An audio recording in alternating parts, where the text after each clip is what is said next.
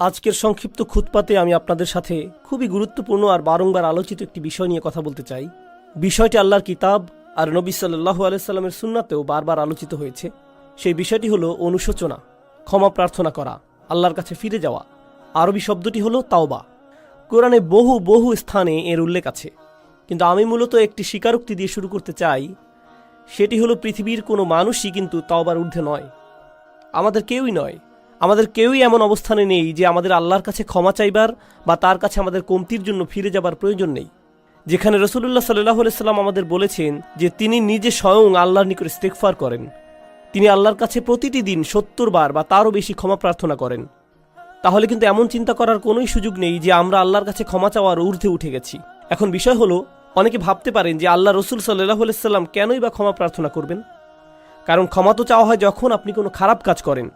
কেনই বা তবে ইব্রাহিম আলাইহিস সালাম বলবেন ওয়াতুব আলাইনা? তিনি মাত্রই আল্লাহর ঘর নির্মাণ করলেন, আল্লাহ তাকে বিশ্ব মানবতার ইমাম ঘোষণা দিলেন, মূলত তাকে গ্র্যাজুয়েট করে দিলেন, আর তার দুয়াতে এলো ওয়াতুব আলাইনা, আমাদের তওবা কবুল করুন। কিসের জন্য তিনি তওবা করছেন? এটা কিন্তু খুবই গুরুত্বপূর্ণ প্রশ্ন। এটা আসলে স্বীকারোক্তি বড় বড় নবীদের আলাইহিমুসসালাতু ওয়াসসালাম, আমাদের নবী সাল্লাল্লাহু আলাইহি সাল্লাম সহ, যে আমাদের অনেক ভুল ত্রুটি আছে যেগুলো সম্পর্কে আমরা জানি যে কেবল ভুল করেছি, আর অনেক ভুলও আছে যেগুলো সম্পর্কে আমাদের কোনো জ্ঞানই নেই। আল্লাহ আমাকে আপনাকে আমাদের নিজেদের চাইতেও ভালো করে জানেন। এমনকি আমি আপনি যেই ভালো কাজগুলো করি সেখানেও ত্রুটি থাকে। আমি জানি না আমার কাজ ঠিকঠাক মতো হয়েছে কিনা, কিন্তু আমরা সবাই আর কিছুক্ষণের মধ্যে দাঁড়িয়ে যাব, সবাই সালাত আদায় করব, আর সালাতের শেষে আমরা মনে করতে পারি যে আমরা হয়তো আমাদের উদ্দেশ্য পূরণ করতে পেরেছি, সালাতুল জুমায় সালাতের যে অধিকার তা আদায় করেছি। কিন্তু আমাদের প্রত্যেকের হিসেব খাতায় ফেরেশতা কি লিখছেন সেটা আমরা জানি না। আমরা জানি না এই সালাতে আমরা কত নম্বর পেয়েছি, কতটুকু খুশি ছিল তাতে, কতটুকু মনোযোগ আমরা দিয়েছি, কতটুকু ইখলাস ছিল সালাতে, দুপুরের খাবার নিয়ে কতটুকু চিন্তা করেছি, কিংবা অফিসের প্রজেক্ট আর অন্য জিনিস নিয়ে। তাই বাহ্যত দেখে মনে হচ্ছে আমরা সবাই সালাত পড়েছি, সবাই একই দিকে ফিরে, সবাই কাতারবদ্ধ হয়ে দাঁড়িয়েছি, সালাতের শর্তগুলো পালন করেছি আমরা। কিন্তু ভেতরে সেই সালাতের গুণমানটাও লেখা হচ্ছে, শুধু পরিমাণটাই নয়, ঠিক? আর আমরা জানি না সেটার অবস্থা কি। তাই আমরা যে ভুলগুলো সম্পর্কে জানি সেগুলোর সাথে সাথে যেগুলো সম্পর্কে জানি না সেগুলোর জন্য আল্লাহর কাছে ক্ষমা চাই। দুটোর সম্মিলিত অবস্থাই হলো এটা। আল্লাহর নবীদের ক্ষেত্রে দেখুন, চিন্তা করুন, আল্লাহ রসুল সাল্লাল্লাহু আলাইহি সাল্লামের চাইতে কে বেশি আল্লাহ আযজা ওয়া জাল্লার দাস হিসেবে তার দিনের সবচাইতে বেশি খেদমত করতে পারেন? আলাইহিস সালাতু ওয়াস সালাম। কিন্তু তিনি নিজেও সারাক্ষণ চিন্তা করতেন, হয়তো আমি যথেষ্ট করছি না, হয়তো যা করছি তাতে হচ্ছে না, আল্লাহর কাছে আমার ক্ষমা চাইতে হবে আমার সর্বোচ্চ সক্ষমতাটুকু দিয়ে দিতে না পারার কারণে। আর আল্লাহ আযজা ওয়া জাল্লা সর্বক্ষণ কোরআনে আল্লাহর নবীকে সান্ত্বনা দিচ্ছেন যে না না, তুমি ঠিক মতোই করেছ, তুমি যথেষ্ট করেছ, আমি তোমার উপর সন্তুষ্ট, তোমাকে চিন্তা করতে হবে না।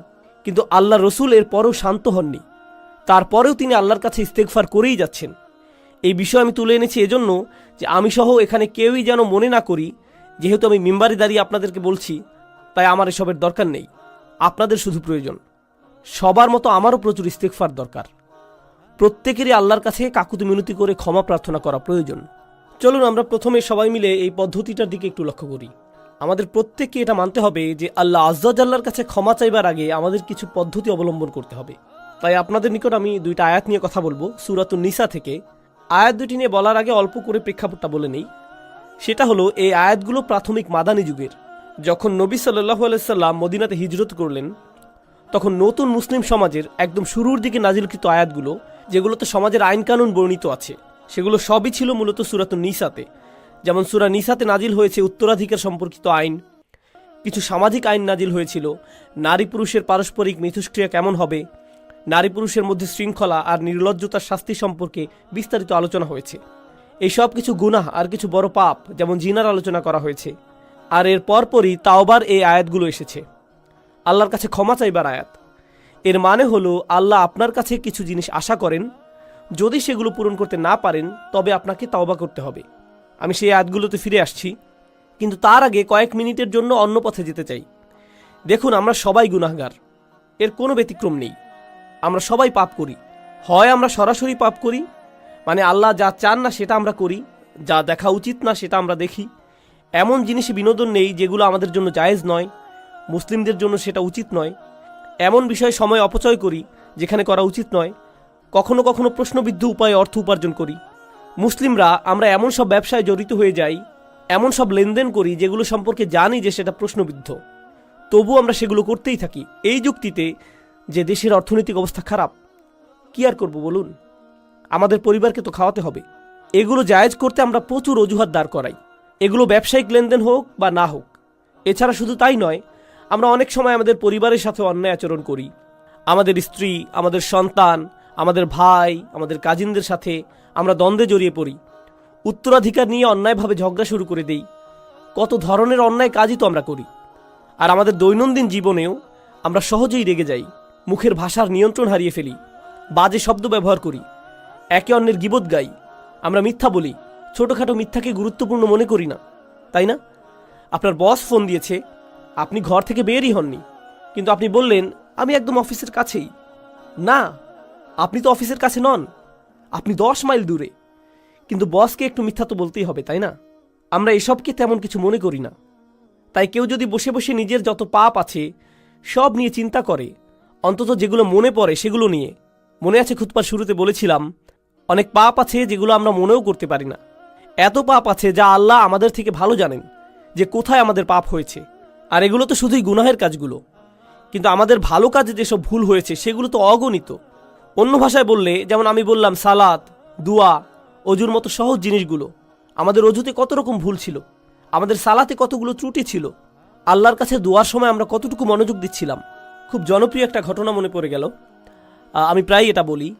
আলী রাদিয়াল্লাহু তাআলা আনহু এক লোকের পাশ দিয়ে যাচ্ছিলেন, সে ইস্তেগফার করছিল, সে শুধু আল্লাহকে ক্ষমা করতে বলছিল আস্তাগফিরুল্লাহ আস্তাগফিরুল্লাহ আস্তাগফিরুল্লাহ। সে শুধু এটা বলেই যাচ্ছিল, মুখস্থ বলছিল। আর তিনি তাকে দেখে বললেন, তোমার ইস্তেগফার প্রয়োজন, তাই না? যেভাবে আল্লাহকে বলছো ক্ষমা করতে, কি এসব?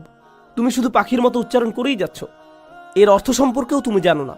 দেখে মনে হচ্ছে তুমি আসলে চাচ্ছও না, শুধু কসরতের মতো করছো। ইস্তেগফার তো এমন হবার কথা নয়, আন্তরিকভাবেই তোমার পাপের জন্য অনুশোচনা হবার কথা। তাই প্রথম যেই কথা আপনাদের বলতে চাই তা হলো, আমরা প্রতিনিয়ত প্রচুর মন্দ কাজ করি, আমরা প্রচুর ত্রুটি করি। আমাদের বাম দিকের ফেরেশতা খুবই ব্যস্ত থাকেন, তার প্রচুর লেখালেখি করতে হয়। আর কেউ যখন আসলেই এসব নিজের ক্ষেত্রে চিন্তা করে, দুইটি জিনিস সঙ্গেই হয়, দুটি জিনিস সাথে সাথেই হয়ে যায়। সেগুলোর একটি হলো যে সে আবেগে আচ্ছাদিত হয়ে যায়, সে মনে করে আমি তো ধ্বংস হয়ে গেলাম, আমার তো জান্নাতে ঢুকবার কোনো উপায়ই নেই, আমি যা করেছি এর কারণে সেখানে তো আমার কোনো স্থানই হবে না। এটা হলো একটা বিষয়, আর এটা কিন্তু ভালো ব্যাপার নয়, সেটা একটু পরে বলছি। আরেকটা জিনিস যা হয় সেটা মোটামুটি ভালো, সেটা হলো আপনি অন্য মানুষ সম্পর্কে অতিরিক্ত চিন্তা করা বন্ধ করে দেন। দেখুন, আপনি যখন অন্য মানুষ কি ভুল করছে সেটা নিয়ে ব্যস্ত থাকেন, তাদের ভুল, তাদের পাপ, সেই ভাই এমন করছে, ওই বোন এমনটা করছে, এগুলো কিসের লক্ষণ জানেন? তা হলো আপনি আপনার নিজের সম্পর্কে চিন্তিত নন। আপনি নিজের ব্যাপারে এতই নিশ্চিন্ত যে অন্যকে নিয়ে ভাববার অনেক সময় আপনার আছে। এর অর্থ হলো এটাই। এর মানে হলো আমরা নিজেদের ভুল ত্রুটি, নিজেদের পাপ নিয়ে চিন্তিত নই, বরং অন্যদের ছোটখাটো ভুল নিয়ে চিন্তা করার প্রচুর সময় আমাদের হাতে, সেটাই এটার অর্থ। তাই আমরা যদি নিজেদের পাপ নিয়ে চিন্তা করি, তাহলে অন্যেরা কি করেছে সেটা নিয়ে এত না ভেবে নিজেদের অবস্থা সম্পর্কে বেশি দুশ্চিন্তা করতে পারবো। এখন আপনি যদি সত্যি নিজের অবস্থা নিয়ে চিন্তাবোধ করেন আর ভয়ে আচ্ছন্ন হয়ে পড়েন যে আমার কোনো আশাই নেই, আমার জন্য কোনো ক্ষমাই নেই, তাহলে এই সময় আমাদের আল্লাহ আজ্জা জাল্লার হিদায়াতের প্রয়োজন। কারণ খুবই কষ্টকর আর দুঃখজনক অবস্থা এটা। দেখুন, সবচাইতে কষ্টকর আর সবচাইতে ক্ষতিকর মানসিক অবস্থা হলো একদম নিরাশ হয়ে যাওয়া। সবচাইতে ক্ষতিকর মানসিক অবস্থা এটা। এমনকি অমুসলিমরাও, তারা যখন একেবারে আশাহীন হয়ে যায়, তখন ড্রাগ ওভারডোজ করে, কেউ আত্মহত্যা করে, সব ধরনের অপরাধ করতে থাকে। যখন তারা নিরাশ হয়ে থাকে, নিজেদের নিয়ে আর কোনো আশাই বাকি থাকে না, তখন যা ইচ্ছা তাই করতে থাকে। যখন কেউ নিজের আত্মার একেবারে নিম্নতর অবস্থায় চলে যায়, তখন সেই মানুষের মনে আর কোনো প্রকার আশারই অস্তিত্ব থাকে না। কিন্তু আল্লাহ আজ্জা জাল্লাহ আমাদের আশাহীন করে রাখেননি। আল্লাহ রসুল সাল্লাল্লাহু আলাইহি সাল্লাম আমাদের অনেক আগেই বলে গিয়েছেন, কুল্লু বানি আদম খাত্তাউন, প্রত্যেক আদম সন্তান ভুল করে। অন্তত এখন তো আমরা জানি এই কথাটি, আল্লাহ রসুল নিজেও স্বীকার করেছেন সাল্লাল্লাহু আলাইহি সাল্লাম। কিন্তু এরপর তিনি বলেন, ওয়া খায়রুল খাত্তাইন আত-তাওয়াবুন, ভুলকারী মানুষদের মধ্যে সর্বোত্তম হলো যারা আল্লাহর কাছে ফিরে আসে, তারা ফিরে এসে আল্লাহর কাছে ক্ষমা চায়। অন্যভাবে বললে, আল্লাহ এই দরজা আমাদের জন্য খুলে রেখেছেন। যত পাপই আমরা করি না কেন, আল্লাহ আমাদের পুরো আমলনামা মুছে পরিষ্কার করে দিতে রাজি আছেন, কিছু থাকবে না। যে কোনো সমাজে যদি কোনো অপরাধ করেন, সেটা আপনার পার্মানেন্ট রেকর্ডে চলে যাবে, সেটা আর মোছা যাবে না, সেটা আর সরানো যাবে না, সেটা ওখানেই থাকবে, আজীবন থাকবে, যেন কালো এক মেঘ আপনার উপর। যেসব মানুষ যে কারণেই হোক এসবের মধ্য দিয়ে গিয়েছেন, বের হবার পর তাদের চাকরি খুঁজতে খুব কষ্ট হয়েছে। কেউ তাদের ব্যাকগ্রাউন্ড চেক করলে আর চাকরি দেয় না, কারণ তাদের রেকর্ডে কিছু একটা আছে। আল্লাহ আজ্জা জাল্লা আপনার আমলনামা একেবারেই মুছে দেবেন, যদি আপনি আমি আন্তরিকভাবেই আল্লাহর দিকে ফিরে যেতে প্রস্তুত থাকি। যদি আসলেই আমরা চাই এমনটা, আমরা যদি সত্যি আন্তরিক হই, তবে আল্লাহ সুবহানাহু ওয়া তাআলা শুধু কথার কথা বলছেন না, তিনি আসলেই আন্তরিক এক অন্তর চান, যে তার দিকে ফিরে আসবে, এমন অন্তর যা তার নিজের কীর্তির ব্যাপারে সত্যিকার অর্থে লজ্জিত থাকবে। যদি আমরা এমন করতে পারি, তবে আল্লাহ একেবারে শুরু থেকেই শুরু করবেন আমাদের জন্য, একেবারেই ফ্রেশ স্টার্ট দেবেন। এই আশার আলোই আল্লাহ আজ্জা জাল্লা আমাদের সূরাতুল ফুরকানে দিয়েছেন। তিনি আসলেই চরম পদক্ষেপ নিয়েছেন এখানে। তিনি শুধু বলছেন না যে আমাদের পাপ ক্ষমা করে দিবেন, তিনি বলছেন ফাউলাইকা ইউবাদদিলুল্লাহু সাইয়্যাতিহিম হাসানাত, সেসব মানুষ যারা আসলেই আল্লাহর কাছে ফিরে তওবা করে, আমি তাদের সকল পাহাড় পরিমাণ পাপকর্ম নিয়ে ভালো কাজে পরিবর্তন করে দেব। অন্যভাবে বললে, শুধুমাত্র আন্তরিকভাবে যদি আপনি আল্লাহর কাছে ফিরে আসেন, তবে আপনাকে যে শুধু লাখো পাপকর্মের জন্য উত্তর দিতে হবে না তা নয়, বরং তিনি আপনার লাখো পাপ কাজকে লাখো পুণ্যে রূপান্তরিত করে দেবেন। শুধুমাত্র আপনি তাওবা করেছেন এজন্য, শুধুমাত্র এটার জন্যই, শুধুমাত্র এই একটি জিনিস তিনি আমাদের থেকে চাচ্ছেন। আল্লাহ আজ্জা জাল্লা আমাদের জীবন আর কতই বা সহজ করবেন। দেখুন, যেসব মানুষ সারাক্ষণ গুনাহ করতেই থাকে, শয়তান তাদের কাছে এসে বলে, তুমি তো এমনিতেও জাহান্নামে যাবে, তার চেয়ে বরং আনন্দ করেই নাও। শয়তান আসলেই এমন বলে, আর তারাও এভাবেই চলতে থাকে। আরে ধুর, আমি আর কী বা করব, তুমি জানো না ভাই, আমি একেবারেই ব্যর্থ, আশাহীন, তার চেয়ে বরং পুরোটা এনজয় করে নিই। শয়তানের প্রত্যেকটি ওয়াসওয়াসা শুনি, ফাটাফাটি করেই যাই দুনিয়া থেকে, জীবন তো একটাই, এরপর মরে যাব, এটাই হলো তাদের চিন্তা। এমন মানসিকতার জন্য আপনাকে অভিনন্দন। আল্লাহ আজ্জা জাল্লা আমাদেরকে কি বলছেন? ইল্লা মান রাহিমা রাব্বুক ওয়ালিযালিকা খালাকাহু মা ইয়াফআলুল্লাহু বিআযাবিকুম। আল্লাহ বলছেন, তোমাদেরকে শাস্তি দিয়ে আল্লাহ কি পাবেন? মনে করো আল্লাহ চান তোমাদেরকে শাস্তি দিতে? আল্লাহ আমাদের কোরআনে এই প্রশ্ন করছেন যে আমাদেরকে শাস্তি দিয়ে তার কি লাভ হবে? এজন্য তো তিনি তোমাদের বানাননি, এজন্য তো তিনি তোমাদের সৃষ্টি করেননি। আরেক স্থানে আল্লাহ বলছেন, শুধুমাত্র তাদের ক্ষমা করে দেবার জন্যই তিনি তাদের সৃষ্টি করেছেন। অর্থাৎ তাদের তিনি সৃষ্টি করেছেন তাদের প্রতি করুণা করার জন্যেই। তিনি আমাদের সৃষ্টি করেছেন যেন আমরা তার করুণা অর্জন করতে পারি। তিনি বলেননি তিনি আমাদের জাহান্নামের জন্য বানিয়েছেন, তিনি আমাদের করুণা অর্জনের জন্যই বানিয়েছেন। তিনি আমাদের করুণা করতে চান, এজন্য এই দরজা খুলে রেখেছেন তিনি। তিনি আমাদের এক পা আগাতে বলছেন, বাকিটুকু তিনিই পূরণ করে দিবেন। বেশি কিছু করতে হবে না আপনাকে, শুধু তার দিকে একটুখানি ফিরে আসুন, একটুখানি তাকে দিন, আর তিনি সেই দরজাগুলো খুলে দিবেন। এখন এই ভূমিকার শেষে আপনাদেরকে সূরা নিসার 2টি আয়াত নিয়ে বলতে চাই, যেগুলোকে আমি সবচাইতে গুরুত্বপূর্ণ আয়াত মনে করি। এই আয়াতগুলোর জন্য আপনাদেরকে প্রস্তুত করতে বলে নেই, এটা হলো আমার আর আপনাদের জন্য একটা হোমওয়ার্ক। সাধারণত খুতবা থেকে হোমওয়ার্ক অ্যাসাইনমেন্ট দেওয়া হয় না, কিন্তু আমি একটা দিচ্ছি। আমি চাচ্ছি আপনারা বাসায় যে এক টুকরা কাগজ নিয়ে তাতে আপনার মতে একটা পারফেক্ট দিনের বর্ণনা লিখুন। যদি আজকে রাতে ফেরেশতা আসে আপনার আত্মা নিয়ে যেতে, যদি মৃত্যুর ফেরেশতা আপনার জান কবজ করতে আজকে রাতে আসে, আর মুসলিম হিসেবে দিন যেমন হওয়া উচিত ঠিক তেমনটি আমার ছিল কিনা, তাহলে আমি অন্তত বলতে পারবো যে আমি মুসলমানের মৃত্যু পেয়েছি, আমি পুণ্যবান মৃত্যু পেয়েছি, সুন্দরভাবে মারা গিয়েছি। এরকম দিন দেখতে কেমন হবে? কোন সময় ঘুম থেকে উঠবো আমি? আমার স্ত্রী সন্তানদেরকে কি বলবো? কোন সময়ে আর কোথায় নামাজ পড়বো আমি? হয়তো আমি অফিসেও যাব সেদিন, কিন্তু সেখানে আমার আচরণ কেমন হবে? সেক্রেটারির সাথে কিভাবে কথা বলবো? আমার চোখ কোথায় থাকবে? আমি কম্পিউটারে কি দেখব? আমার বসের সাথে কতটা সৎ থাকবো আমি যদি জানি সেই রাতেই ফেরেশতা আসবে, তবে সেই দিনটা কেমন যাবে? মুসলিম হিসেবে একটা পারফেক্ট দিন দেখতে কেমন হবে? এই দিনটি কিন্তু আপনার ক্ষমার বাইরে যাবার দরকার নেই। দিনটি হতে পারে যে কোনো সাধারণ দিন, আপনার যা করা উচিত তাই করছেন। এতে যেসব জিনিস থেকে দূরে থাকার কথা আপনি দূরেই থাকছেন, খুব একটা কঠিন না। কিন্তু আপনি যদি বিস্তারিত রুটিন করতে চান নিজের জন্য, আমরা সবাই এক এক রকম, আমিও ভিন্ন রকম, কিন্তু যদি নিজের একটা বিস্তারিত রুটিন বানান যেখানে পারফেক্ট একটি দিন কাটাবেন, আর সেই দিনের সবচাইতে গুরুত্বপূর্ণ অংশ হলো দিনটির খুঁটিগুলো। একটি বিল্ডিংকে যেভাবে খুঁটিগুলো ধরে রাখে ঠিক সেভাবে, তাই না? ঠিক তেমনি আমাদের দিনকে ধরে রাখে 5টি খুঁটি, 5টি সালাওয়াত, 5টি নামাজ। তো আপনার রুটিনের সেই অংশটি যেন ঠিক থাকে, খেয়াল রাখবেন এটা যেন থাকে। এর মাঝে কি করেন? এগুলোর মধ্যখানে কি করেন? ইন্না সলাতা কানাত আলাল মুমিনিনা কিতাবাম মাওকুতা। যেটা অর্জন করা সম্ভব সেটার প্রতি আমার আপনার কাজ করা উচিত। এটা আমি আপনি কিন্তু অর্জন করতে পারি। আমার দৈনন্দিন চিত্র এমনই হওয়া উচিত। কিন্তু কেন এমন হয় না দিনগুলো? কেন দেরিতে ঘুম থেকে উঠি আমি? সম্ভবত দেরিতে ঘুমাতে যাই, তাই। কেন এত দেরিতে ঘুমাতে যাই? কারণ সম্ভবত মধ্যরাত পর্যন্ত আমি মুভি দেখি। সম্ভবত সেটা বন্ধ করে সময় মতো ঘুমাতে যাওয়া উচিত আমার। কেন দোয়া করার সময় আমার কখনো কান্না আসে না? সম্ভবত আমি অনেক দিন যাবৎ আল্লাহর ঘরে যাইনি, তার কাছে যাইনি। শুধুমাত্র সেখানে যাই জুমার সময়, তাও আবার যখন তা একেবারে শেষের দিকে, যেন আবার নিজের জীবনে ছুটে যেতে পারি। কেন প্রত্যেকবার সালাতে যখন সিজদায় যাই উঠে দাঁড়ানোর জন্য ছটফট করি? যেমন সুবহান রব্বিল আযীম, সুবহান রব্বিল আলা, যেন এমনটা এতই তাড়াতাড়ি বলি আমি, কারণ আমার সেখানে বেশিক্ষণ থাকতে ইচ্ছে হয় না। আমার তো অনেক কাজ আছে, আমার জরুরি কাজ শেষ করতে হবে, তাই না? আল্লাহর সামনে নিজের মাথা নিচু করার চাইতে জরুরি আর কি হতে পারে? আমি বুঝি না আমরা কিভাবে নিজেদের বুঝ দিতে পারি এটা নিয়ে। সেই একটি জিনিস যা আল্লাহ তাকে করতে বলেছিলেন, সেই একটি জিনিস যা সে করতে অস্বীকার করেছিল, এই একটি জিনিস আমাদের তিনি প্রতিদিন করতে বলেছেন। আর আমরা যদি করিও সেটা যেন কৌতুক, কোনো রকম করে দৌড়। এটা তো কিছুই না। কি এটা? সিজদা। এজন্যই আপনার উচিত দিনের রুটিন বানানো।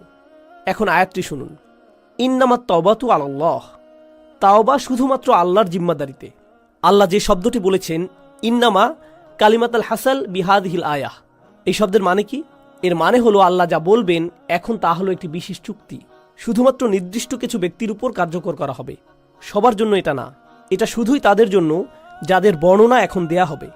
তিনি বলছেন আল্লাহ, কিছুই আল্লাহর উপর বাধ্যতামূলক নয়। আল্লাহ কিছুই করতে বাধ্য নন, শুধুমাত্র যা নিজের উপর বাধ্যতামূলক করেন সেগুলো ছাড়া। তিনি বলছেন আল্লাহ, আল্লাহর উপর এটা বাধ্যতামূলক যে তিনি নির্দিষ্ট ব্যক্তিদের তাওবা কবুল করবেন। আল্লাহ কিছু মানুষের তাওবা কবুল করাকে নিজের উপর আবশ্যক করে নিয়েছেন। কারা এই লোক? লিল্লাযীনা ইয়ামালুনা সুআ বিজাহালাতিন, সেই লোক যারা পাপ করে। এখানে আমি সাধারণ অনুবাদ করে দিচ্ছি, যারা পাপ করে। আল্লাহ মাত্রই বললেন তিনি নিজের জন্য যারা পাপ করে তাদের ক্ষমা করা বাধ্যতামূলক করে নিয়েছেন।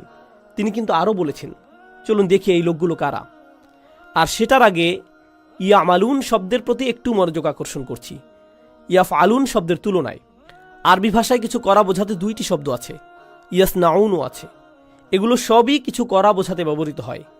ইয়ামালুন মানে হলো আপনার উদ্দেশ্য ছিল, এমন না যে আপনার ভুল হয়েছে, বরং আপনি করেছেন, আপনি জানতেন কি করছেন, আপনি ভুল করেছেন। এটা এমন না যে আপনি কিছু একটা বলে ফেললেন কিন্তু বলার সময় খেয়াল ছিল না যে ভুল করছেন, সেটা উদ্দেশ্যহীনভাবে। আমি উদ্দেশ্যের কথা বলছি, এটা কোনো ভুল নয়। তওবার প্রথম ধাপ হচ্ছে আমাকে আপনাকে অন্তত স্বীকার করে নিতে হবে যে পাপ করেছি। অজুহাতের পেছনে লুকানো বন্ধ করতে হবে। আল মাআযিরু মাকাযির, অজুহাত হলো মিথ্যে কথা। অজুহাত মানে এটাই, আপনি যদি অন্তত নিজের সাথে সৎ থেকে বলতে না পারেন যে হ্যাঁ আমি ভুল করেছি, আমি পাপ করেছি, কোনো অজুহাত নেই। যেমন আমি আর অজুহাত দিতে পারবো না, আমি আমার অজুহাতের পেছনে লুকাবো না, তাই না? প্রত্যেকবার কোনো ভুল হয়ে গেলে শয়তান এসে বলে না না এটা তোমার দোষ না, সমাজের দোষ। তুমি অনেক চাপের মাঝে ছিলে, তুমি অনেক চাপের মধ্যে ছিলে, তুমি তখন খুবই রেগেছিলে, তোমার বন্ধুর দোষ ওটা, অমুকের দোষ সেটা, তারা তোমাকে বাধ্য করেছে, সে তোমাকে বাধ্য করেছে, এজন্যই এমনটা হয়েছে, খুবই গরম ছিল সেদিন, খুবই ঠান্ডা ছিল সেই দিন। সুবহানাল্লাহ, কত অজুহাত চলে আসবে আপনার ভেতর। আর যেটা করবেন না তা হলো নিজের ভুল স্বীকার করা। আল্লাহর কাছে ফিরে আসার প্রথম ধাপই হলো আমাকে আপনাকে আমাদেরকে স্বীকার করতে হবে যে আমরা পাপ করেছি। এটা অপমানজনক। মানুষ অজুহাত কেন দেয় জানেন? কারণ নিজের ভুল স্বীকার করাটা বিব্রতকর, এটা বিব্রতকর। আর যখন আপনি নিজেকে আল্লাহর সামনে বিব্রত করতে পারবেন, সেটাই প্রমাণ করে যে আল্লাহর সামনে আপনার আর কোনোই অহংকার নেই। আল্লাহ আমার আপনার কাছে বিনয় চান, তিনি আমাদের অহংকার দেখতে চান না, তিনি আমাদের গর্ব দেখতে চান না, তিনি এমনকি এতটুকু কিবর দেখতে চান না, মিসকাল হাব্বাতিন মিনাল কিবর, এতটুকুও না। তিনি আমাদের মাঝে এতটুকু অহংকারও দেখতে চান না। তাই নিজের পাপ স্বীকার করলে অহংকার দূর হয়ে যায়, এভাবেই এটা দূর হয়। তাই আমরা আল্লাহ আজ্জা জাল্লার কাছে আমাদের ভুল স্বীকার করি পরিষ্কারভাবে।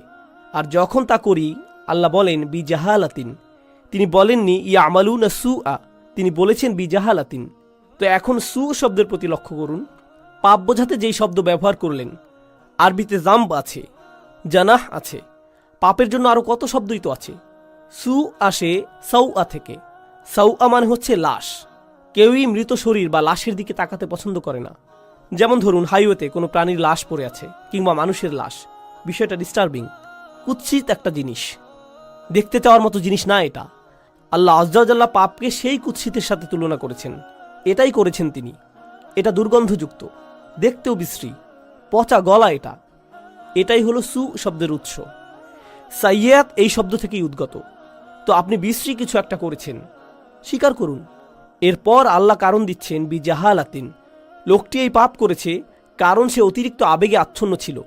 জাহালা শব্দটি আরবি ভাষা আর কোরআনেও গুরুত্বপূর্ণ একটি শব্দ। এর অর্থ হচ্ছে আবেগে আচ্ছন্ন হয়ে যাওয়া। আপনি খুব রেগে মেগে এমন কিছু করে বসলেন যেটা করা উচিত না। প্রলুব্ধ হয়ে এমন কিছু করলেন যা করা উচিত ছিল না। প্রচণ্ড লোভে পড়ে এমন কিছু করেছেন যেটা উচিত নয়। প্রচণ্ড উত্তেজিত হয়ে এমন কিছু করেছেন যা উচিত নয়। এরকম সময়ই মানুষ যা উচিত নয় তা করে বসে। যখন তারা উত্তেজিত হয়ে যায়, কোনো আবেগে আচ্ছন্ন হয়ে যায়, সেই আবেগটি ভয়, ক্রোধ, লোভ, হিংসা, লালসা, প্রলোভন যাই হোক না কেন, তারা এই আবেগে তাড়িত হয়ে মন্দ কিছু করে ফেলে। আল্লাহ বলছেন, হ্যাঁ, সেই আবেগ সেখানে ছিল আর লোকটি আসলেই পাপ করেছে। সুম্মা ইয়াতুবুনা মিন করিব, আর সাথে সাথেই তারা আল্লাহর কাছে ফিরে বলে, ইয়া আল্লাহ, আমি করে ফেলেছি। আমি জানি আমি করে ফেলেছি। আমি একটা মানুষ। আমি জানি আমি পারফেক্ট দিন শুরু করেছিলাম, আর সেই পারফেক্ট দিনটি সুন্দর করার চেষ্টাও করেছিলাম, কিন্তু পথিমধ্যে এই ভুলটি করে ফেলেছি। আবেগে আচ্ছন্ন হয়ে এই পাপটি করে ফেলেছি। এখন আপনার দিকে ফিরে এসে ওয়াদা করছি, এমন কাজ আর কখনো করব না। ইয়া আল্লাহ, যা করেছি এজন্য আমি লজ্জিত।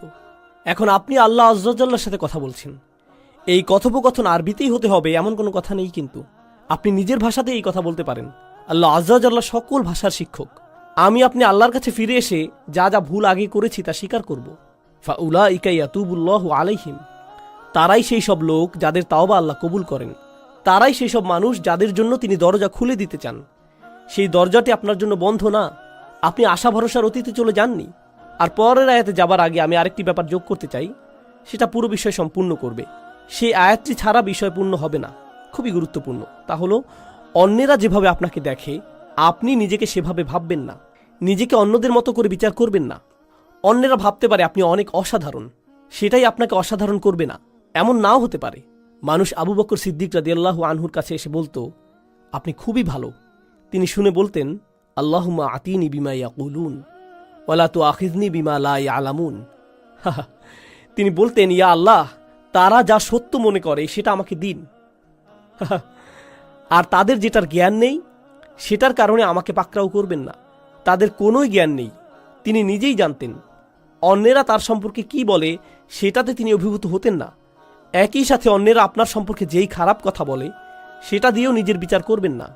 আপনি খুব খারাপ, আপনি দুর্নীতিগ্রস্ত, আপনি মুনাফিক, আপনি মিথ্যুক, আপনি ভণ্ড, আপনি অভদ্র, আপনি জাহান্নামে যাবেন, ইত্যাদি ইত্যাদি ইত্যাদি ইত্যাদি। এগুলোর কোনোই অর্থ নেই। মানুষ আপনাকে চেনে না, আল্লাহ জানেন। মানুষ যদি বলে আপনি কোনো কাজের না, আপনাকে দিয়ে কিছুই হবে না, ইত্যাদি ইত্যাদি, এর মানে এই নয় যে আল্লাহ আপনার সম্পর্কে সেটাই ঠিক করেছেন। ঠিক যেভাবে মানুষের প্রশংসা আপনাকে ভালো মানুষ বানায় না, তেমনি মানুষের নিন্দাও আপনাকে মন্দ লোক বানিয়ে দেয় না। সেটার সিদ্ধান্ত শুধু আল্লাহরই কাছে, আর কারো নয়। সেটা শুধু আপনার আর আল্লাহর মধ্যেই। আপনার সম্পর্কে মানুষের মন্তব্য যেন আল্লাহর সাথে সম্পর্ক নষ্ট না করে দেয়। তারা আল্লাহর কাছ থেকে তথ্য নিয়ে আপনার ব্যাপারে মন্তব্য করেনি। তাদের সেই তথ্য নেই, শুধু তার কাছেই আছে। তিনি বলছেন, শুধু এই লোকগুলোর তওবাই আমি কবুল করব। আল্লাহ আমাদের সবাইকে তাদের অন্তর্ভুক্ত করুন। এর পরের আয়াতে বলছেন, এই লোকগুলো থেকে আমি তওবা কবুল করব না। পরিষ্কার করে বলছি, আমি চাই তোমরা তওবাকারীদের মধ্যে অন্তর্ভুক্ত হও। এই লোকগুলোকে আমি গ্রহণ করব, কিন্তু এদেরকে আমি গ্রহণ করব না। লাইসাতুত তাওবাতু লিল্লাযীনা ইয়ামালুনাস সাইয়্যাত, যারা পাপ করতে থাকে একের পর এক একের পর এক। আগের আয়াতে শব্দটি ছিল সু, মুফরাদ, এক বচন। এখন আমরা পাচ্ছি সাইয়্যাত, বহু বচন। এর মানে হচ্ছে সে বারবার গুনাহ করে আর বলে, আরে আস্তাগফিরুল্লাহ, করা উচিত ছিল না, কিন্তু কালকে আবার করব, এরপর আবার আস্তাগফিরুল্লাহ বলবো, সমস্যা নেই। তারা নিজেদের পাপের প্রতি আসক্ত না, বারবার বারবার তারা করতেই থাকে না। নিজেদের বলে না, তাওবার দরজা তো খোলাই আছে, আমি আরেকটু মজা করে নিতে পারি। এটা আসলে হলো খ্রিস্টান মানসিকতা। আমি রবিবার যে ক্ষমা চেয়ে নেব, পুরো সপ্তাহ পার্টি করে নেই, তাই না? এরপর রবিবার আবার যে খাতা পরিষ্কার করে আসব। এভাবে আমাদের দিন চলে না। আল্লাহ নিশ্চিত করেছেন যেন আমরা তার দিন নিয়ে এভাবে খেলা না করি। তাই তিনি বলছেন, যেসব মানুষ বারবার গুনাহ করে, বারবার ফিরে যায়, এই চিন্তা করে যে ক্ষমা চাইবে আর সব ঠিক হয়ে যাবে, এমনটা গ্রহণযোগ্য নয়। এভাবে আল্লাহ আজ্জা ওয়া জাল্লার সাথে খেলা করা যাবে না। ওয়ালাইসাতিত তাওবাতু লিল্লাযীনা ইয়ামালুনা আস-সাইয়্যাত হাত্তা ইযা হাদারা আহাদুহুমুল মাউত। অবশেষে তাদের কারো মৃত্যু চলে আসে। ক্বালা ইন্নী তুবতুল আন, আমি আসলেই তওবা করছি, এই শেষ, আর কখনো করব না। একবার আমি প্লেনে যাচ্ছিলাম, আর সাধারণত যখন প্লেনে চড়ি আমি ঘুমিয়ে যাই। তো আমি যাচ্ছি আর আমার আশেপাশে দেখছি মানুষজন তাদের আইপডে অথবা আইপ্যাডে বা তাদের ল্যাপটপে বসে মুভি দেখছে, অথবা তাস খেলছে, গান শুনছে, প্লেনে বসে মাথা দুলাচ্ছে, তাই না? তো ঘুম ভেঙে দেখি প্লেন হঠাৎ 50 ফিটের মতো নেমে গেছে, কেবিনের প্রেশার বদলে গেল, মালাকুল মৌতের কাপগুলো নেমে এলো, তাই না? তখন আশেপাশে সবাইকে কি করতে দেখেন? সবাই দোয়া করছে, একেবারে সবাই। ও আল্লাহ, আমি সরি, আমি সরি, আমি সরি। সবাই এমন করছে। কি ধর্ম সেটা আসে যায় না, সবাই দোয়া করছে। এরপর ক্যাপ্টেন ক্ষমা চাইল, কাপগুলো উপরে উঠে এলো, প্লেন আবার স্থির হলো। এরপর কি হয় বলুন তো? প্লে বাটন আবার চাপ দেয়। আর অসাধারণ সিন দেখছিলাম তো আমি, আবার তারা স্বাভাবিক হয়ে যায়। এটাই হলো আল্লাহ আজ্জা জাল্লার সাথে ক্রিয়া কৌতুক। মৃত্যু যখন চলে আসে তখন তারা ক্ষমা প্রার্থনা করতে থাকে, ইন্নী তুবতুল আন ওয়ালাল্লাযীনা ইয়ামুতুনা ওয়া হুম কুফার।